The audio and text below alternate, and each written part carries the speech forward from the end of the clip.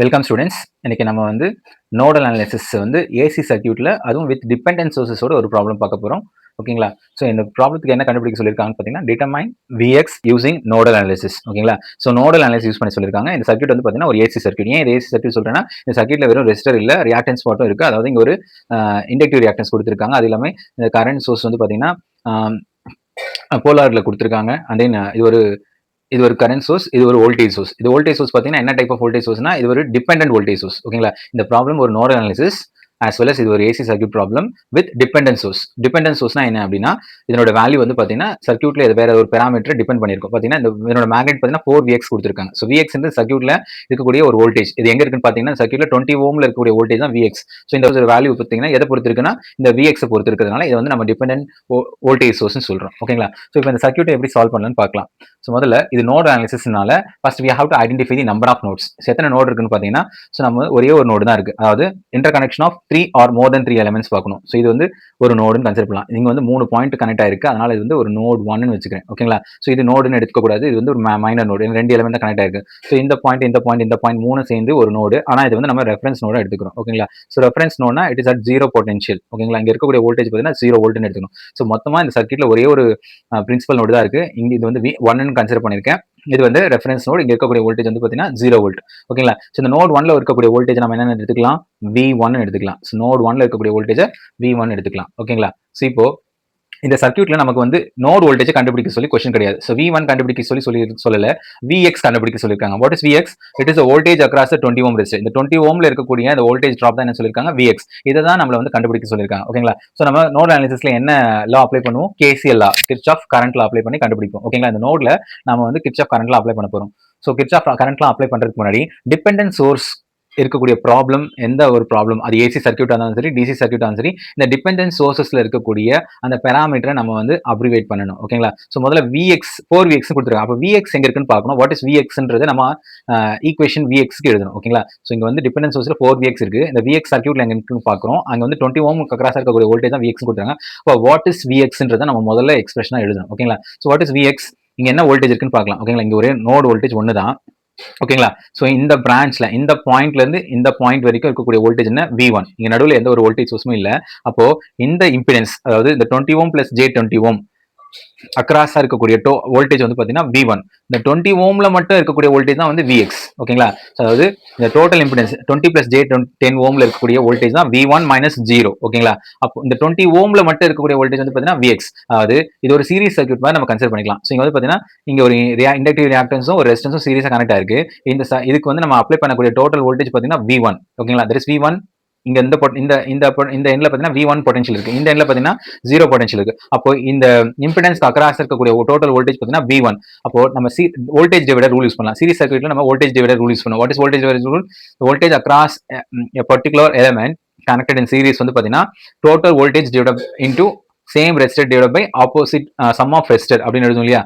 அதாவது என்ன எழுதும்? நம்ம டிசி சர்க்யூட்ல எழுதும்போது V1 equal to total voltage into R1. ஏன்னா வோல்டேஜ் அக்ராஸ் ரெசிஸ்டர் R1ல தான் நம்ம V1 கண்டுபிடிக்கும். Divide by R1 plus R2 எழுதும். So total voltage into same resistor by sum of resistor. இதே வந்து நம்ம ஏசி சர்க்யூட் எழுதும்போது எப்படி எழுதணும்னா இம்பிடன்ஸ்க்கு வச்சு எழுதணும். ஸோ வோல்டேஜ் டிவைட் சொன்னா வோல்டேஜ் அக்ராஸ் ரெசிஸ்டர் 1 வந்து பாத்தீங்கன்னா V1. இது எப்படி எழுதலாம்னா டோட்டல் வோல்டேஜ் என்ன? V இன்டூ இந்த V1 எதுல இருக்கக்கூடிய வோல்டேஜ்? இம்பிடன்ஸ் 1ல இருக்கக்கூடிய வோல்டேஜ். அப்போ V into Z1 by Z1 plus Z2 எழுதலாம். இதே V2 கண்டுபிடிக்கிறதுக்கு V into Z2 by Z1 plus Z2. அதாவது total voltage into same impedance by total impedance. அதாவது இப்போ நான் வந்து 20 ஓம்ல இருக்கக்கூடிய வோல்டேஜ் கண்டுபிடிக்க போறேன். That is Vx. அப்போ வாட் இஸ் 20 ஓம்? 20 ஓம்ல இருக்கக்கூடிய வோல்டேஜ் இது ரெண்டு சீரிஸா இருக்கு இல்லையா? அப்போ 20 ஓம்ல என்ன வோல்டேஜ் இருக்கும்னு பாத்தீங்கன்னா, ஸோ டோட்டல் வோல்டேஜ் என்ன? V1. ஸோ V1 இன்டூ இந்த இம்பிடன்ஸோட வேல்யூ என்ன? 20. So V1 into 20 divide by total impedance sum of impedance என்னென்ன? 20 plus J10. அதுதான் இங்க எழுதியிருக்கேன். ஓகேங்களா? Using voltage divider tool. the voltage across the 20 ohm resistor is Vx. so the Vx is nothing but இங்க apply பண்ணக்கூடிய total voltage பாத்தீங்கன்னா V1 into same இம்பிடன்ஸோட value என்ன? 20. ஓகேங்களா? Divide by sum of impedance 20 plus J10 அப்படின்னு எழுதியிருக்கேன். So Vxக்கு நம்ம வந்து இப்போ எக்ஸ்பிரஷன் எழுதியாச்சு. எப்பவுமே ஒரு டிபெண்டன்ட் சோர்ஸ் ப்ராப்ளம் கொடுத்தானா அந்த டிபெண்டன்ட் சோர்ஸ் இருக்க பேராமீட்டர் நம்ம வந்து எக்ஸ்பிரஷன் எழுதணும். ஓகேங்களா? அதுக்கப்புறம் தான் நம்ம ப்ராப்ளத்துக்கு ப்ரொசீட் பண்ணணும். ஓகேங்களா? இப்போ Vx ஈக்குவல் என்ன? V1 பை 20 plus J10 கொடுத்துருக்காங்க. இப்போ Vx ஈக்குவல் என்ன? இதை வந்து நீங்க கால்குலேட்டர் காம்ப்ளெக்ஸ் மோட்ல செட் பண்ணிட்டு சால்வ் பண்ணி பார்க்கலாம். ஓகேங்களா? ஸோ இப்போ வந்து நான் வந்து கால்குலேட்டர் முதல்ல நீங்கள் காம்ப்ளெக்ஸ் மோடில் செட் பண்ணிங்க. செட் பண்ணிவிட்டு ஸோ 20 பை எப்படி போடலாம்? இதை 20 டிவைட் பை 20 ப்ளஸ் J10 இருக்கு இல்லையா? அது எப்படி போடணும்? கால்குலேட்டரில் 10 ஜேன்னு போடணும். ஸோ 10 போட்டுட்டேன். ஜே எப்படி போடணும்னா ஷிஃப்ட் இஎன்ஜி ப்ரெஸ் பண்ணுங்க. ஏன்னா இஎன்ஜிக்கு மேலே ஐ இருக்கு. ஐன்னு போட்டீங்கன்னா ஈக்குவல் டு கொடுங்க. 20 டிவைட் பை என்னது 20 ப்ளஸ் J10 கொடுத்தாச்சு. இது ஈக்குவல் டு கொடுத்தா என்ன வந்து 0.8. ஸோ இதனோட ரியல் பார்ட் வந்து பார்த்தீங்கன்னா 0.8. ஓகேங்களா? 20 பை 20 ப்ளஸ் J10 போட்டால் 0.8 கிடைக்குது. ஸோ இமேஜினரி பார்ட் கண்டுபிடிக்கிறதுக்கு என்ன பண்ணணும்னா ஷிஃப்ட் ஈக்குவல்னு கொடுத்தா நமக்கு என்ன கிடைக்குது? மைனஸ் 0.4 ஜேன் கிடைக்குது. ஓகேங்களா? ஸோ அதான் எழுதிருக்கேன். ஸோ இதை சால்வ் பண்ணால் நமக்கு 0.8 மைனஸ் 0.4 ஜேன் கிடைக்குது. ஓகேங்களா? ஸோ therefore Vx ஈக்குவல் என்ன எடுத்துக்கலாம்? 0.8 மைனஸ் 0.4 ஜேன் எடுத்துக்கலாம். Vx ஈக்குவல் என்ன? V1 into 0.8 மைனஸ் 0.4 ஜேன் கிடைச்சிருக்கு. நாம இந்த நோடு வோல்டேஜ்ல Vx ரெப்ரசென்ட் பண்ண போறோம். ஸோ V1 ஈக்குவல் என்ன? So Vx equal to V1 into 0.8 minus 0.4 ஜேன் இருக்கு. ஸோ therefore V1 ஈக்குவல் என்ன? Vx பை இந்த டேர்ம். ஸோ இந்த டேர்ம் என்ன? 0.8 மைனஸ் 0.4 ஜே. ஓகேங்களா? இதை நம்ம வந்து மறுபடியும் இந்த கால்குலேட்டர்ல 1 டிவைட் பை இதை வந்து நீங்க எப்படி சால்வ் பண்றீங்கன்னா இந்த காம்ப்ளெக்ஸ் மோட்ல வச்சுட்டு 1 டிவைட் பை 0.8 மைனஸ் 0.4 ஜே அப்படின்னு போட்டீங்கன்னா நமக்கு 1 பிளஸ் 0.5 ஜேன் கிடைக்கும். ஓகேங்களா? ஸோ V1 வந்து நம்ம இன் டர்ம்ஸ் ஆஃப் Vxல ரெப்ரசென்ட் பண்ணியிருக்கோம். ஏன்னா நம்ம வந்து இப்போ நோட் 1க்கு KCL அப்ளை பண்ண போறோம். ஸோ நம்ம கண்டுபிடிக்க வேண்டியது V1 கிடையாது, Vx. அதனால நான் வந்து V1 இன் டர்ம்ஸ் ஆஃப் Vxல ரெப்ரசென்ட் பண்ணிக்கிறேன். ஓகேங்களா? இப்போ நோட் 1க்கு நம்ம KVL அப்ளை பண்ணலாம். What is node 1? இங்க நோட் 1. இந்த நோட் 1ல இருக்கக்கூடிய வோல்டேஜ்னா V1. ஸோ இங்க வந்து நமக்கு இந்த நோட் 1ல KCL அப்ளை பண்றோம். What is KCL? Sum of incoming current equal to sum of out going current. இந்த நோட் 1ல வரக்கூடிய இன்கமிங் கரண்ட்னா 3 amps at an angle of 0 degree. ஓகேங்களா? இப்போ இந்த இந்த இந்த பிரான்ச்ல போற கரண்ட்டும் இந்த பிரான்ச்ல போற கரண்டோட டைரக்ஷன் நமக்கு தெரியாது. ஸோ அதனால நான் வந்து அவுட் கோயிங் கரண்ட் அஷ்யூம் பண்ணிக்கிறேன். ஸோ இது வந்து ஒரு அவுட் கோயிங் கரண்ட், இது ஒரு அவுட் கோயிங் கரண்ட். ஸோ இங்க வரக்கூடிய இன்கமிங் கரண்ட் வந்து இது. ஸோ இந்த ரெண்டு அவுட் கோயிங் கரண்ட்டையும் சம் பண்ணா that is equal to this incoming current எழுதலாம். ஸோ இந்த நோட்ல KCL அப்ளை பண்ணா so sum of out going current equal to sum of incoming current. So இந்த பிரான்ச்ல என்ன அவுட் கோயிங் கரண்ட் போகுது? ஸோ இங்க வருது. அப்போ இந்த பிரான்ச்ல 20 ஓம்ல இருக்கக்கூடிய வோல்டேஜ் பார்த்தீங்கன்னா V1 மைனஸ் 4Vx. நீங்க மைனஸ் இருக்கணும்னா ஸோ நம்ம எந்த எண்டிங் டெர்மினல் தான் பார்க்கணும். Minus 4Vx. அப்போ இந்த பிரான்ச்ல 20 ஓம்ல இருக்கக்கூடிய வோல்டேஜ் பார்த்தீங்கன்னா V1 பை 4 மைனஸ் 4Vx. ஓகேங்களா? அப்போ இந்த பிரான்ச்ல போகக்கூடிய கரண்ட் என்ன? I equal to V by Z. So V1 minus 4Vx by 20 எழுதலாம். ஓகேங்களா? ஸோ இந்த பிரான்ச்ல போகக்கூடிய கரண்ட் பார்த்தீங்கன்னா V1 மைனஸ் 4Vx பை 20 எழுதலாம். இந்த பிரான்ச்ல போகக்கூடிய கரண்ட் பார்த்தீங்கன்னா V1 minus 0 divide by 20 plus J10 எழுதலாம். ஓகேங்களா? ஸோ இந்த ரெண்டு அவுட் கோயிங் கரண்ட்டையும் சம் பண்ணிட்டு தட் இஸ் ஈக்குவல் டு இந்த இன்கமிங் கரண்ட் எழுத போறேன். ஓகேங்களா? இதுதான் இங்க KVL அப்ளை பண்ணி நான் எழுதியிருக்கேன். ஸோ நோட் 1ல KVL அப்ளை பண்ணியிருக்கேன். ஸோ லெஃப்ட் பிரான்ச்ல பார்த்தீங்கன்னா V1 மைனஸ் 4Vx பை 20 என்ற அவுட் கோயிங் கரண்ட் போகுது. அதுக்கப்புறம் ரைட் பிரான்ச்ல பார்த்தீங்கன்னா V1 minus 0 by 20 plus J10 என்ற அவுட் கோயிங் கரண்ட் போகுது. இந்த ரெண்டு அவுட் கோயிங் கரண்ட் சம் பண்ணிட்டேன். That is equal to incoming current. மொத்தமே 3 எலிமெண்ட் தான் இருக்கு. ஒன்னு வந்து இன்கமிங் கரண்ட், மீதி ரெண்டு out going current. Sum of incoming current equal to sum of out going current எழுதியிருக்கேன். ஓகேங்களா? இப்போ தனித்தனியாக பிரிச்சுக்கலாம். V1 by 20 minus 4Vx by 20 V1 by 20 plus J10 0 by போடுறதுக்கு நம்ம போட தேவை அப்படின்னா 3 at an angle of 0 degree எழுதுறேன். இதை 1 பை 20 எடுத்தா 0.05 V1, 4 பை 20 எடுத்தா 0.2 Vx. அடுத்தது நம்ம இது வந்து காம்ப்ளெக்ஸ் மோட்ல 1 பை 20 பிளஸ் J10 சால்வ் பண்ணீங்கன்னா நமக்கு 0.04 மைனஸ் 0.02 ஜேன் கிடைக்கும். That is equal to 3 at an angle of 0 அப்படின்னு கிடைக்கும். ஓகேங்களா? ஸோ இப்போ நம்ம இந்த இடத்துல Vx ஓட வேல்யூ சப்ஸ்டிட் பண்ணிக்கலாம். ஓகேங்களா?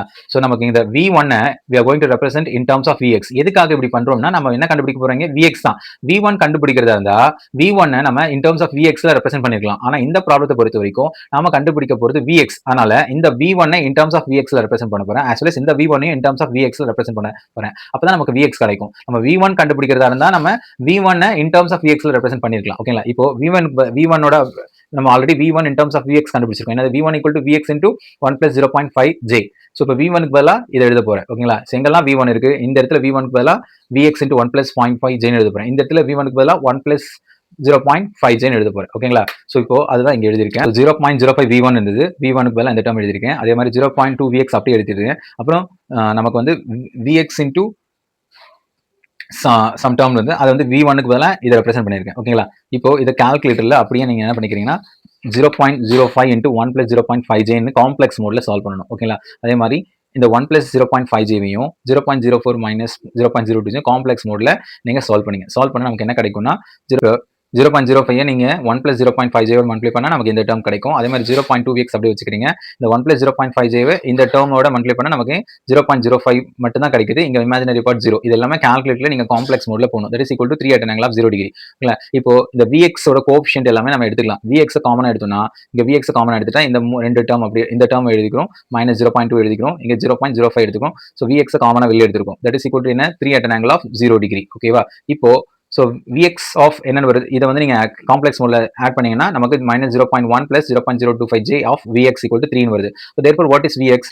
விஎக்ஸ் ஈக்குவல் டு என்ன? 3 பை இந்த டேர்ம் அப்படியே நம்ம கீழே கொண்டு வர போகிறோம். ஓகேங்களா? இதை நம்ம நீங்கள் கால்குலேட்டரில் அப்படியே சால்வ் பண்ணணும். இது எப்படி சால்வ் பண்ணலாம் கால்குலேட்டர்னு பார்க்கலாமா?